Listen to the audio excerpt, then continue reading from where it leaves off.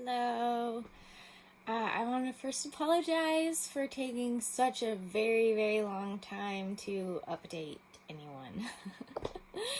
The days bleed into the weeks, bleed into the months, especially when you're really hunkering down and focusing on all the treatments and taking all the different tests and this and that. And sometimes are much better than others. Like I'm feeling a lot better, and other times I'm just, struggling a bit. It's just kind of part of the whole process. And so I've taken a whole bunch of tests. The last video that you guys heard, I had been diagnosed with hEDS, cataracts, almost MCAS. We weren't quite sure still. And then doing some more tests. One of the tests that I talked about taking was the POTS test. And that was something that I had been diagnosed with in high school. And like I said in that video, if you're diagnosed with it in high school, you can sometimes move past it, grow out of it. So they really wanted to find out if I still had it, because that really determines where we go from here. So in May, I had the POTS test at OHSU, and it came back saying that I do in fact have POTS still, which means that's something that I'll probably always have and just need to be cognizant of and work on moving forward. It wasn't like, oh God, I have POTS. It was, oh yeah, we pretty much figured that. So it didn't really feel like that big of a deal. But the test itself was kind of brutal. I had to come off of a whole bunch of different medications, like the majority of the medications that I take for pain and all kinds of other things. And that was really rough, especially because some of them, it was like I was coming off drugs. Not that I've experienced that myself, but oh man, I was shaking and having cold and hot flashes. I felt like I had the flu. I just felt awful. It was intense. And it took me literally months to feel like, okay, I'm where I was before I took the test. It was that challenging. Even just the electrolytes and things that I had been taking that's helpful for my muscles. I was having all kinds of muscles seize up. Like in the middle of the night, I'd wake up and be like, oh God, ah! It hurts so bad. So, I'm so glad that that's over with, that the healing from it for the most part is over with, and I can just move forward. So the POTS, I'm not sure how much I described in the last video, but it's part of the involuntary nervous system. They did a tilt table test where I'm lying down and they bring me up and back down. They did some, not nerve conduction, but kind of sort of like that, where they tested, and they had me breathe very heavily and quickly, and I almost passed out multiple times. I mean, pretty much anybody who takes that test, that's usually their response. Just a whole bunch of different things that had to do with the autonomic nervous system. POTS itself, basically people have various symptoms, but the core symptoms are dizziness, almost passing out when you move from a lying position to a sitting position to a standing, or any variation of that. There's a lot of fatigue that goes along with it. People have headache issues, people have stomach issues, which I definitely have all of those. So yeah, it makes sense, and it makes doing a lot of things very challenging, especially if it's any sort of strenuous activity, any sort of real exercise, anything that gets the blood pumping. It's funny, whenever I would go to just my primary care physician, I'd be sitting in the waiting area, and then the nurse or whatnot would come get me, and then they would sit me in the chair in the actual doctor's room. Words, and things. And then they sit me down, and then they would check my blood pressure and my pulse. And they'd always be like, "Are you anxious?" I'm like, no. It's just at any time getting up from a sitting position to a standing position, a sitting position, again, is just a lot's going on in my body trying to cope with it. So one of the things that I found out with that is, first of all, we're hoping that I don't need any beta blockers to help with my condition, but we'll see. It just depends on how my body does with what I am doing, which is very strange, but I've been told to have an obscene amount of salt. You know, most people, you go to the doctor and they're like, you need to take less salt. But I have very low blood pressure, and then with the POTS and everything, salt is super important. I'm supposed to have it in every meal. I'm supposed to also have it in every liquid that I consume, my tea, my water, whatever it may be. And I have to start out with a small amount and then slowly move up, because I'm not supposed to taste it at all. And then your body kind of gets used to it, and then you can add more and more. Otherwise, it's just like this huge shock to your system, and no one's gonna want to do that, because ew, I don't want to drink the ocean, you know? And so we'll see how that goes, but that's supposed to really help with the POTS, so that's cool. With my PT doctor, she has had me do all kinds of different exercises and stuff, and I moved to the next level of, they have in the office with all the PTs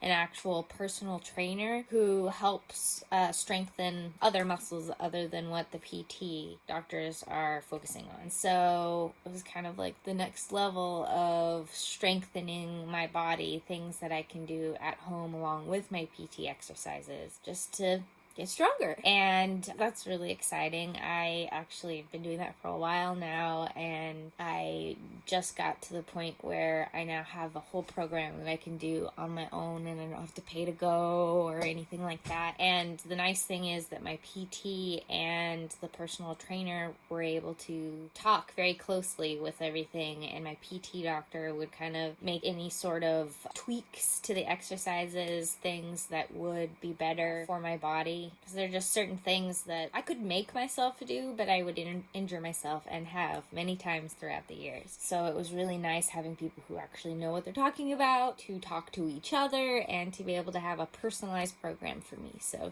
yay!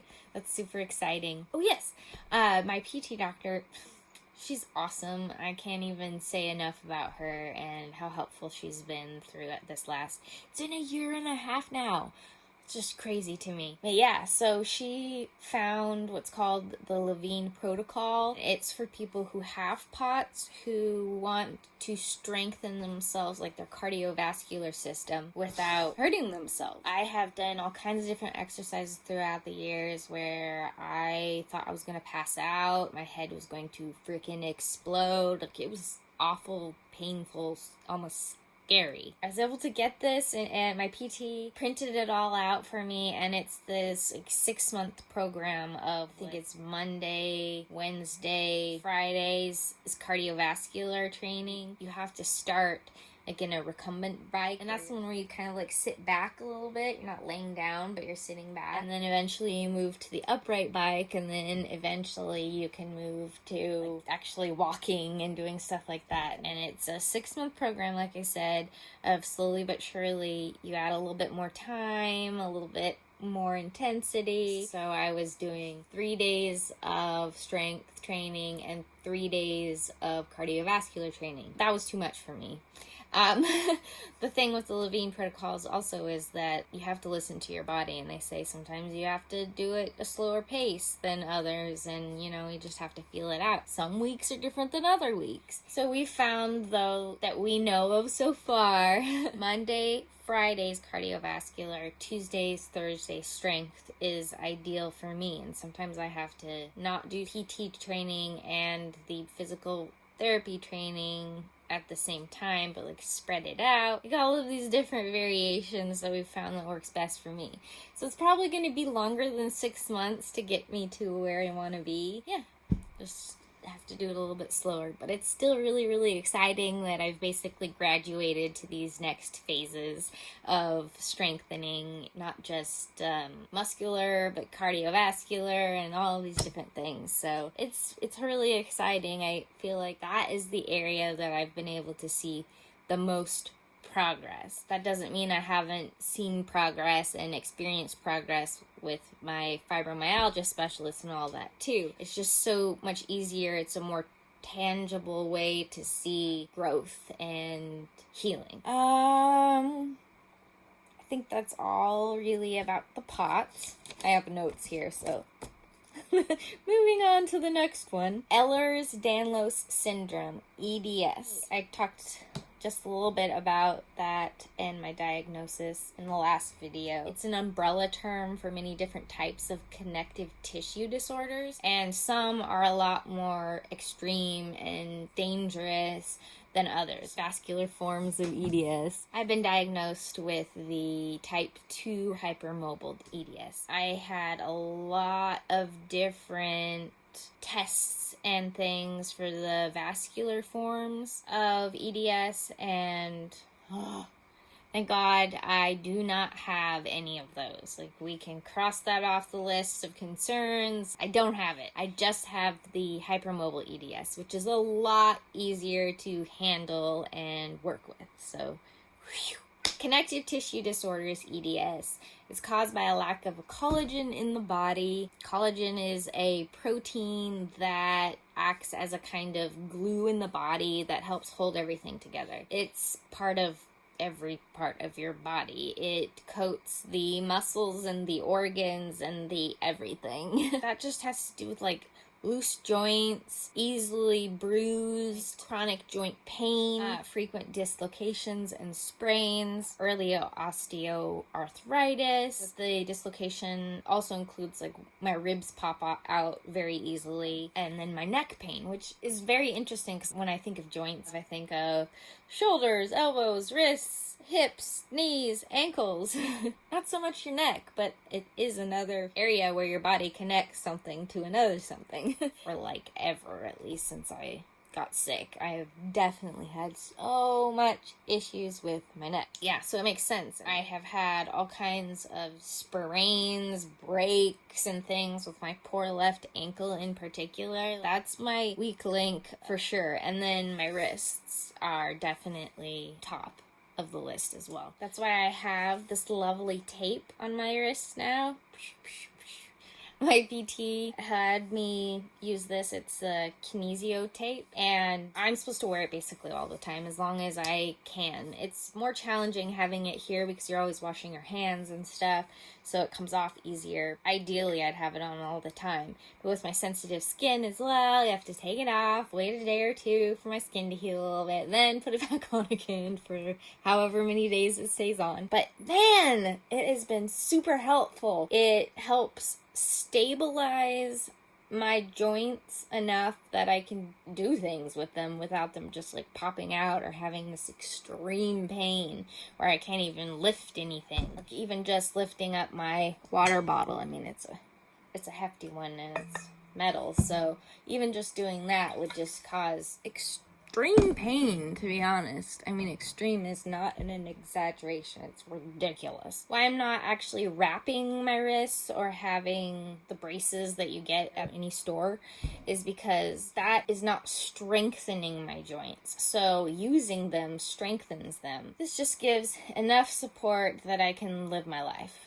So yay for that. And another thing that's really helped a lot is, if you couldn't tell, I worked really hard and I lost a lot of weight. I'd worked a very long time by myself and it was unsuccessful.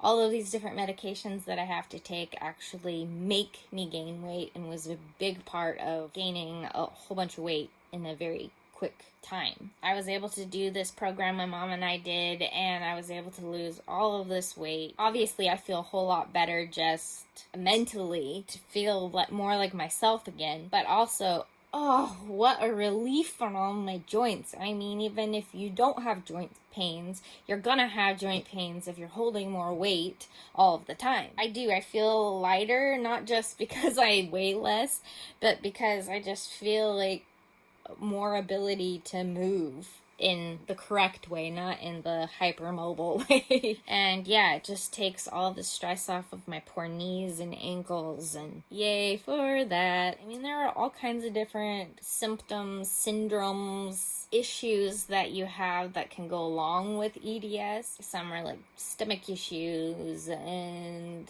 this and that, and a lot of times people who have EDS also have issues with their eyes because of the collagen situation, which we know in the last video.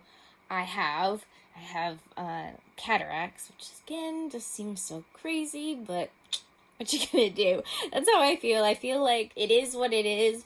what you gonna do is like my catchphrase. I say it so often, but it's true. I mean, you gotta live your life, do the best you can, be as positive as you can, because as we all know, life can be super challenging at times. So try to love yourself and help yourself and be kind to yourself in every way that you can. And that's really what I've been trying to do. Again, different treatments for the MCAS. So mast cell activation syndrome and EDS and POTS often work together. And if somebody has one or two of those diagnoses, then they probably have the other. I was told it's like a spectrum. You're gonna have it, but it just depends on where in the spectrum do you have it, which part of it do you have worse than the other or whatnot. And then the mold situation that we're still working on getting out of my system also can work hand in hand with those other things and make them that much worse. Glad that I have a specialist in all these areas so that they can help me navigate all of this, because oh man, what would I do without it? I would do what I did before, which was live in pain and fatigue and discomfort, and I feel like I'm not really living, just kind of existing. So I am so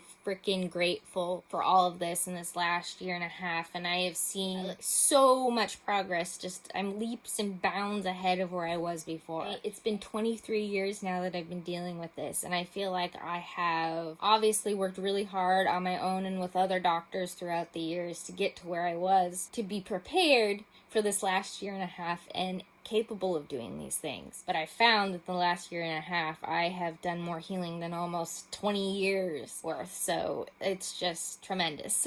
And currently one of the things that I'm doing for the mold and MCAS is I made this little bottle of a saline solution, water, and different essential oils that are supposed to help, and I just have to blow it up my nose and woo-wee! Yeah. It's an experience, let me tell you. But eventually I end up having more essential oils and doing it more often. But right now I'm just doing it once a day. Been incorporating all of this extra salt. I drink like a ridiculous amount of water and it never seems to do anything. It just goes right through me. I'm always peeing and I don't feel like any of it's going to my cells or where it should be. It just passes right through me. And so drinking the salt in all of my liquids also is supposed to help me be able to retain, in a good way, a little bit of water, and then hopefully not have to pee as much, hopefully not have to drink quite as much. So I am really excited about that as well. Like I said, with the MCAS, it's just a constant, like, what do we try next? What combinations of things might work? And, you know, we found that Claritin and the Tagamet seem to help, but not a huge amount. So we're adding high levels of vitamin C, which is supposed to help both with I think it's the MCAS and the mold. I forget sometimes. What's doing what. I think for the most part that covers it. You know, everything's always changing and continuing to move forward. I'm definitely seeing a difference and it's exciting. And it's exciting that I get to start strengthening other areas of me. Yeah, continue to see progress. So thank you so much for all of your help. I would not be here without it. There's absolutely no question about that. I could not afford to pay for all these doctors, these tests, these treatments, these supplements and medications, and the list goes on and on and on. Yeah, thank you. And I'm continuing to do better because of you. So thank you. And I will try to be better at keeping updates. All right, bye, till next time.